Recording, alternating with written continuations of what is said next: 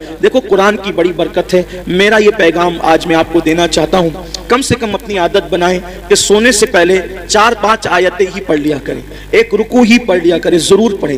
آپ دیکھیں قرآن شریف میں ایک سورت ہے, قرآن شریف میں ایک سورت ہے, اگر سونے سے پہلے اس سورت کو آپ پڑھ لیں, روزانہ پڑھنے کی عادت ڈالیں, تو یہ سورت کی تاثیر یہ ہے کہ آپ جو سوچو گے وہ ہوگا, جو سوچو گے وہ ہوگا. اس سورت کا نام ہے سورہ مزمل. 2 رکوع پر مشتمل ہے یہ سورت, اور 5 منٹ سے بھی کم کا وقت لگتا ہے. 5-6 دن اگر آپ اس کو ریگولر پڑھیں گے نا سورہ مزمل کو, تو آپ کو یہ زبانی یاد ہو جائے گی, اور آپ سورہ مزمل پڑھنے کے عادی بنیں. جادو سے بچیں گے, سحر سے بچیں گے, بلاؤں سے بچیں گے, یہ ہے. پھر بھکمری سے بچنا ہے, فاقہ کشی اور غربت سے, یعنی مالدار بننا ہے. سوتے ٹائم سورہ واقعہ کی تلاوت کریں. سورہ واقعہ مالدار بنانے والی سورت ہے. ایک مرتبہ حضرت سیدنا عبداللہ ابن مسعود رضی اللہ تعالیٰ, آپ کے وصال کا وقت قریب تھا.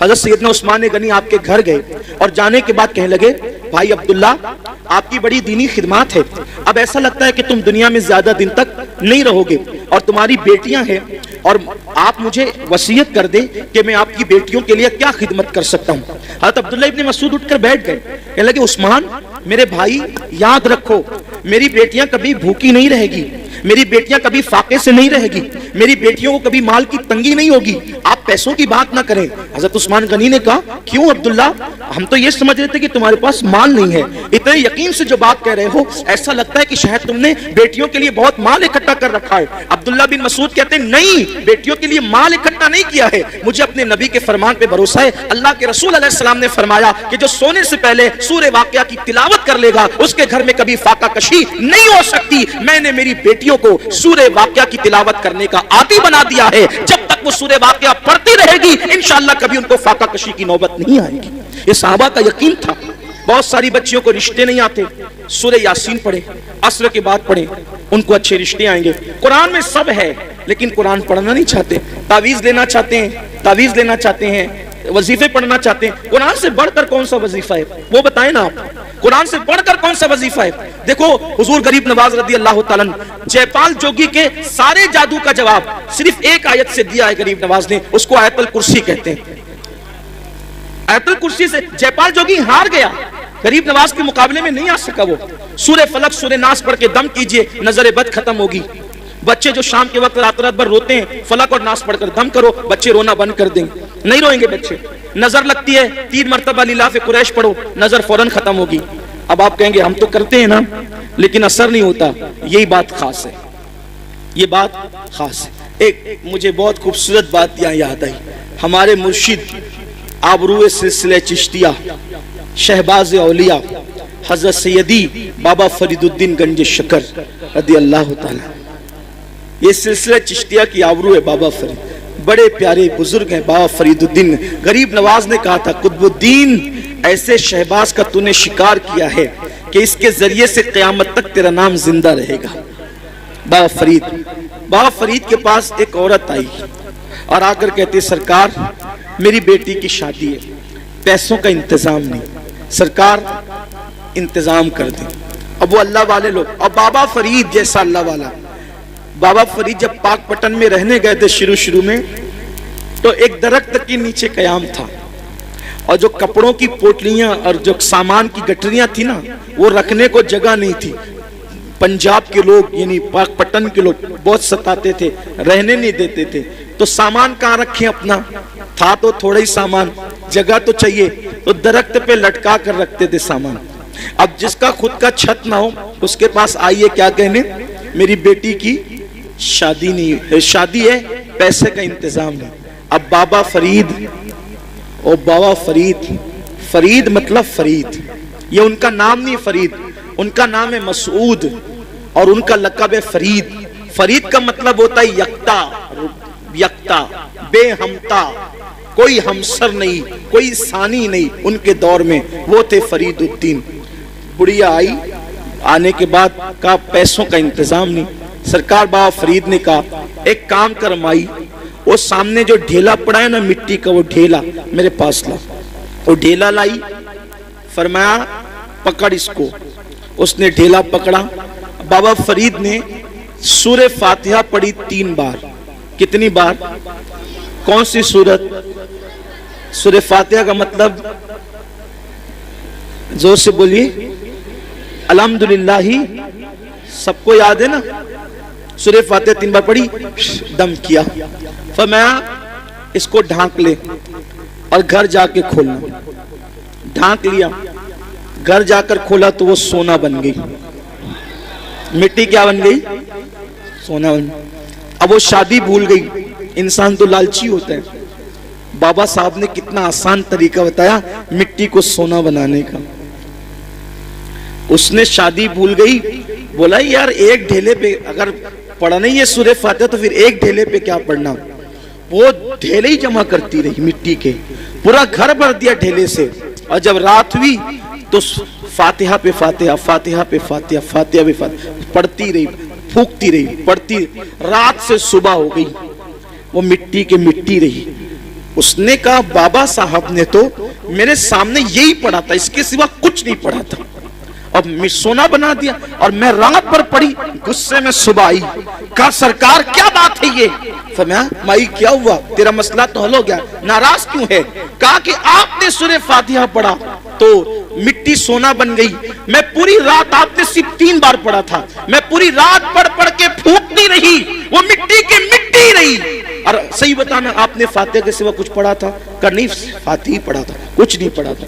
تو کہا کہ آپ پڑھتے تو سونا، ہم پڑھتے تو مٹی۔ بابا صاحب نے مسکرا کے کہا او مائی فرید جیسی زبان تو لا، فرید جیسی زبان تو لا۔ کسی کو ٹائیفائڈ ہوتا ہے، ٹائیفائڈ کا مرض، چائے پیتا ہے تو کیسی لگتی ہے؟ کڑوی۔ کیسی لگتی ہے؟ بولو چائے کڑوی ہے کہ زبان کڑوی ہے؟ کیا کڑوی؟ آدمی کہتا ہے چائے کڑوی ہے، آدمی کیا کہتا ہے؟ چائے کڑوی نہیں ہے۔ اگر چائے کڑوی ہوتی تو سب کو کڑوی لگتی، تیری زبان کڑوی ہو گئی ہے۔ کیوں؟ کیونکہ تجھے بیماری ہے، بیماری کی وجہ سے تجھے چائے کڑوی لگ رہی ہے۔ ایسے ہی جیسے ٹائیفائڈ والوں کو چائے کڑوی لگتی ہے، ویسے ہمیں گناہوں کا ٹائیفائڈ ہو گیا ہے۔ جس دن یہ گناہوں کا ٹائیفائڈ ختم ہو جائے گا، ہم بھی سورہ فاتحہ پڑھیں گے اور مٹی سونا بنتی چلی جائے گی۔ لیکن کوئی بیماری کے یہ گناہوں کے ٹائیفائڈ سے نکلے تو صحیح۔ دیکھو جو لوگ قرآن پڑھتے قرآن، ان کے چراغ بھی لوگ نہیں بجھا سکتے۔ میں نے بار بار اپنی قوم سے کہا کہ لوگ حیران ہیں، کرونا وائرس، ایک بھوت سوار ہو گیا کرونا وائرس کا، کرونا وائرس، پھر یہ وائرس اور وہ وائرس، سارے وائرس یہ وائرس میں پریشان ہے۔ ارے نادان، سوچ تو صحیح، کوئی بستی سے نکال دے گا، کوئی یہ کر دے گا، کوئی مار ڈالے گا، کوئی قتل کر دے گا، کوئی لوٹ لے گا، کوئی یہ کرے گا وہ یار کوئی کچھ نہیں کرے گا۔ اللہ کی کتاب پکڑو، اللہ کی کتاب پکڑو، تمہارے جلائے ہوئے چراغ بھی کوئی بجھا نہیں سکتا۔ آپ کو مٹانا آسان نہیں ہے، قرآن پکڑ کر دیکھو۔ کیا وہ مشہور سا واقعہ میرے مرشد سیدی شمس الدین ترک پانی پتی کا نہیں سنا؟ نہیں سنا کہ سرکار صابر کلیر نے کہا تھا بابا شمس جب تجھ سے کرامت کا ظہور ہو سمجھ جانا میرا انتقال ہو گیا، اور آ جانا پھر سیدھے کلیر اور پھر میرا انتقال ہو چکا ہوگا، لیکن مجھے ہاتھ نہیں لگانا۔ شمس الدین ترک پانی پتی گئے، دن بھر فوج میں کام کرتے تھے، رات کو قرآن پڑھتے تھے، بادشاہ حملے کر رہا تھا، ناکام ہو رہا تھا۔ ایک دن بادشاہ نے رات کے وقت ہاتھ اٹھا کے دعا کی، مولا کامیابی نہیں ملتی، ارشاد ہوتا ہے طوفان آئے گا اور جس کا چراغ طوفان میں بھی جل رہا ہوگا، یہ تو آپ نے بار بار سنا، اس کا اینڈ سن لے آپ، آج خاص اس کا اینڈ سن لے، شاید اس کا اینڈ آپ نے نہیں سنا ہوگا اب تک، کم سے کم مجھ سے تو نہیں سنا ہوگا، اس کا اینڈ سن لے آپ۔ بادشاہ سے کہا طوفان آئے گا، چراغ نہیں بجھے گا۔ بادشاہ طوفان کا انتظار کرنے لگا، طوفان آیا، بادشاہ باہر نکلا تو خیمے سب کے اڑ گئے تھے، دیکھا کہ ایک چراغ جل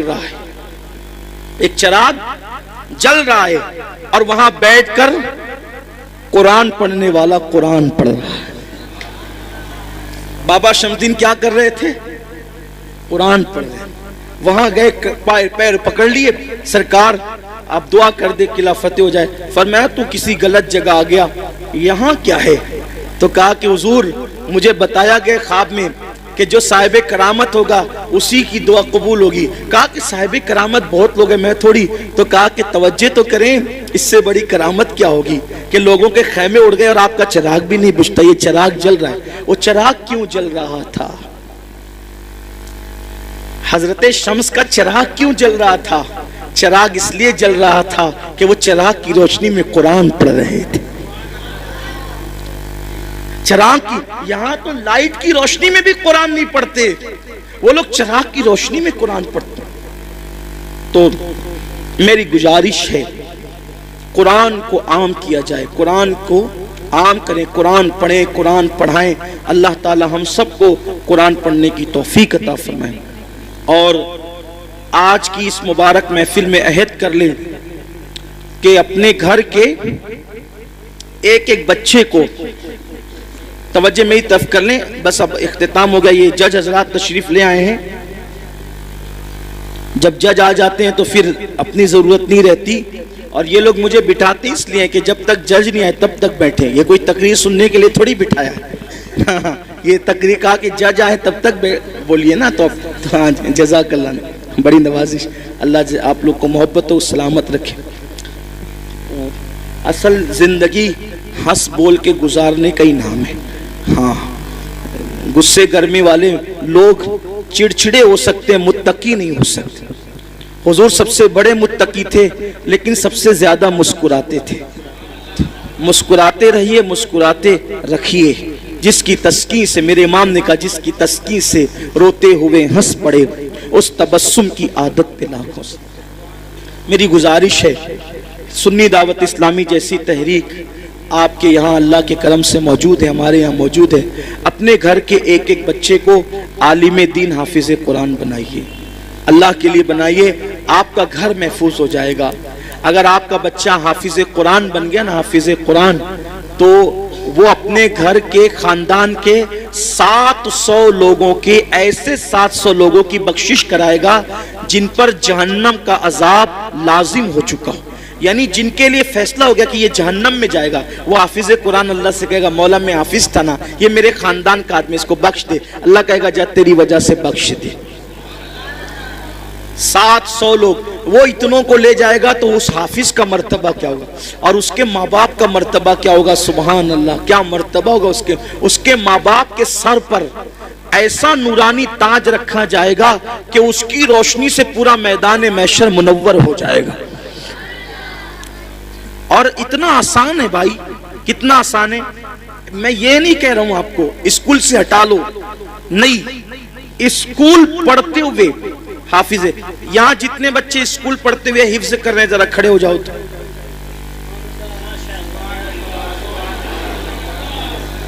یہ سب بچے اسکول پڑھ کے حفظ کر رہے ہیں, اور اس میں سے 6 بچے اس سال حافظ قرآن میں. کتنے؟ 5 بچے. معاف, جامعہ پہ 6 تھے, یہاں 5. وہ کون بچے؟ 5 بچے. آپ بیٹھ جاؤ, وہ 5 کون ہیں جو اس سال حافظ ہوئے یہاں سے؟ یہ 5 بچے. بیٹا تم کیا پڑھ رہے ہو ابھی؟ 10ویں پڑھ رہے ہیں. کیا نام بیٹے؟ عقیل احمد. تم کیا پڑھ رہے ہو بیٹا؟ کالج میں کیا کر رہے ہو؟ یہ CA بن رہے ہیں اور حافظ قرآن ہو چکے ہیں. تم کیا کر رہے ہو بیٹا؟ اسکول پڑھ چکے ہیں. کون سے, کہاں تک پڑھے ہو؟ 10ویں تک پڑھ کر انہوں نے قرآن حفظ کیا. تم بیٹا؟ یہ 11ویں 8ویں. ہمارے ساتھی ہیں, پرانے ساتھی, عبدالرشید بھائی, یہ ان کا بیٹا ہے محمد رضوان. ہاں, میں بھی سوچ رہا تھا وہاں بیٹھے بیٹھے, یہ آخری میں انہوں نے پڑھا نا, پورا حفظ ہو گیا ان کا مکمل. میں نے سوچا اس کے باپ کا نکاح میں نے پڑھایا تھا, اب یہ اتنا بڑا ہو گیا کہ اس کا نکاح پڑھانے کا وقت آ گیا. اللہ تعالیٰ نے مجھے بھی کتنی عمر عطا فرمائی, اس کے باپ کا نکاح بھی پڑھاؤں, اس کا ہی پڑھاؤں گا انشاءاللہ, اس کے بیٹے کا بھی پڑھاؤں گا. کیا نام ہے بیٹا تم کیا کر رہے ہو؟ 11ویں یہ بھی پڑھ رہے ہیں آرٹس میں, اور یہ حافظ قرآن. یہ 5 بچے یہی اسکول نہیں چھوڑنا, اسکول پڑھتے ہوئے دین دنیا دونوں ساتھ ساتھ. بیٹھو. یہ میں نے اسی منبر پہ بیٹھ کر ختم قرآن کے وقت ایک بات کہی تھی کہ ہم وہ دور چاہتے ہیں کہ جو تراویح پڑھانے والا ہو وہ ڈاکٹر ہو، ٹیچر ہو، وکیل ہو، انجینئر ہو. انشاءاللہ یہ منظر آپ چند سالوں کے اندر اندر دیکھیں گے. آپ کا تعاون چاہیے، آپ کی مدد چاہیے. مدد اور تعاون میں یہ نہیں کہہ رہا ہوں کہ چندہ دے کر کرو، چندہ دینا ہو دو، مت دینا ہو مت دو. چندے کی کوئی بات نہیں ہے. دین کا کام اللہ رسول کی مدد سے چلتا ہے. اپنے بچے دو ہمیں، اپنے بچے. آپ سے ہمیں یہ تعاون چاہیے کہ آپ کے بچے چاہیے ہمیں. اور جیسے آپ اسکول کے لیے اپنے بچوں کو تنبیہ کر کر کے بھیجتے ہیں ویسے مدرسے میں بھیجیے یہاں. اور رپورٹ مفتی صاحب نے کہا نا ہر مہینہ رپورٹ جا رہی ہے، محنت ہو رہی ہے. دارالعلوم میں جو بڑے دارالعلوم میں جو تنخواہ دی جاتی ہے سنی دعوت اسلامی وہ اس مدرسے میں دے رہی ہے پارٹ ٹائم پڑھانے والوں کو. وجہ کہ بچے اچھے سے تعلیم حاصل کریں، سلسلہ جاری رہے، مضبوط تعلیم ہو تو ماں باپ کے سر پہ تاج ہوگا. تاج کچھ آخرت کے لیے کر لو. آپ کا بچہ، میں یہ تھوڑی کہتا حافظ بننے کے بعد آپ امامت ہی کرائیے. ارے حافظ بننے کے بعد آپ اس کو کرانہ دکان پہ بٹھائیے، سال بھر کرانہ دکان سنبھالے گا، اس کے بعد وہ رمضان شریف میں تراویح پڑھائے گا. اورنگزیب سال بھر حکومت سنبھالتے تھے اور رمضان شریف میں دلی کی جامع مسجد میں تراویح پڑھاتے تھے. اور کیسے حافظ بنے؟ اب وہ بات پوری بول کے پوری کر دیتا ہوں، ختم کر دیتا ہوں. جو لوگ سن چکے ہیں وہ سن چکے، جو نہیں سنے ان تک پہنچے. میری بہنوں تک میری آواز پورے شہر میں پہنچ رہی ہے. ماؤں سے بھی کہتا ہوں جنتی بننا ہے، موقع ہے، اپنے بچوں کو عالم حافظ بناؤ. آپ کے لیے نجات کا ذریعہ بنے گا آپ کا بچہ. اورنگزیب کے بیٹے حافظ قرآن بنے. حافظ قرآن بنے تو اورنگزیب نے کہا جاؤ بیٹا دادا کو سلام کر، یعنی شاہ جہاں کو. کس کو؟ صاحب عالم شاہ جہاں کو سلام کر کے وہ گئے. اور جانے کے بعد شاہ جہاں کو جن کا لقب تھا ہندوستان میں صاحب عالم، صاحب عالم ذل الہی، تاریخ میں ان کے القابات ہیں. بڑا بادشاہ، بڑا بادشاہ. اتنا بڑا بادشاہ ہو کر بھی کبھی تہجد نہیں چھوٹی اس شخص سے. شاہ جہاں تہجد گزار بادشاہ گزرا ہے، کبھی نماز نہیں چھوٹی اس شخص کی. شاہ جہاں جسے لوگوں نے تاریخ الٹ پلٹ کر دی، بادشاہوں سے بدگمان کرا دی. تو حضرت صاحب عالم شاہ جہاں سے کہا کہ جاؤ دادا کو سلام کر کے. شاہ جہاں کو سلام کر کے یہ بیٹھے تھے قلعے میں. بچے آئے، دادا جان السلام علیکم. ہاں بیٹا سلام. عید ہے آج؟ نہیں دادا عید نہیں ہے لیکن عید سے بڑا دن ہے. کہا کیا عید سے بڑا دن؟ تو کہا کہ آج ہم دونوں بھائیوں کا قرآن ختم ہو گیا، ہم نے حفظ کر لیا. کہا چلو بھاگو یہاں سے. اور دادا جی حفظ کیا نا؟ کہا ہاں اسی لیے بھگا رہا ہوں. کہا کیوں؟ اس میں تو بیٹا تیرے باپ کا فائدہ ہے، ہمارا کیا فائدہ ہے؟ تیرے باپ کے سر پہ جنت کا تاج سجے گا نا. ارے اس دن مجھے خوشی ہوتی کہ میرا بیٹا بھی حافظ قرآن ہوتا. بچے گئے، ابا دادا ایسا ایسا کہہ رہے تھے. کہا بیٹا تیرے دادا کو جا کے کہہ دے کہ بابا کے سر پہ بھی انشاءاللہ تاج ہوگا، میں بھی آج سے حافظ قرآن بنوں گا. اور حکومت سنبھالتے ہوئے صرف 6 مہینے میں اورنگزیب نے قرآن شریف یاد کر لیا. بھائیو وہ حکومت سنبھال کر کے 6 مہینے میں قرآن حفظ کر سکتے ہیں اورنگزیب، تو ہم لوگ کرانہ دکان سنبھال کر نہیں کر سکتے، ہم لوگ دکان چلا کر نہیں کر سکتے. ارے آپ سوچیں حضور تاج الشریعہ اتنے بڑے عالم دین ماضی قریب کے بزرگ، انہوں نے جب ان کی آنکھوں کی بینائی انتہائی کمزور ہو گئی تھی تب قرآن شریف یاد کرنا. پوری دنیا کا دورہ کر رہے ہیں، فتویٰ دے رہے ہیں، پڑھا رہے ہیں اور اردو کتابوں کو عربی میں کروا رہے ہیں، اس کے ساتھ قرآن حفظ بھی کر رہے ہیں. اور دنیا سے جاتے جاتے انہوں نے جانے سے پہلے پورا قرآن ختم کر. آدمی کرنا چاہے تو کر سکتا ہے. میں بہت مصروف ہوں. ارے کیا مصروف ہے؟ پورا دن تو ادھر ادھر بیٹھ کر کے جو ہے وہ وقت برباد کرتے ہو. کچھ ٹائم اللہ کے لیے نکالو، ٹائم نکالو، ٹائم دو اور قرآن حفظ کرو. 2-2 3-3 آیتیں بھی کرو گے تو بہت یاد ہو جائے گا. دعا کریں اللہ مجھے بھی توفیق